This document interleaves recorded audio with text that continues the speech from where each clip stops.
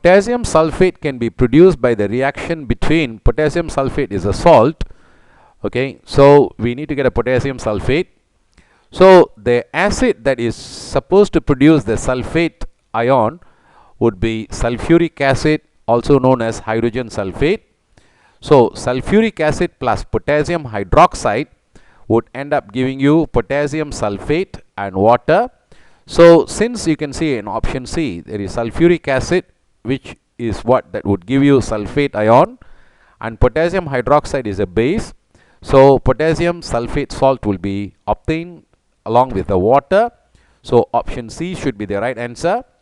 Sulfurous acid and potassium metal, okay, in the first place potassium metal should never be added to any acid, but even if you look at it theoretically, if you add potassium metal to sulfurous acid, you will end up getting potassium sulfite, S-U-L-F-I-T-E, not sulfate. Therefore option A cannot be the answer. Barium sulfate and potassium hydroxide, okay, would supposed to, even if you exchange ion, you are supposed to get barium hydroxide and potassium sulfate.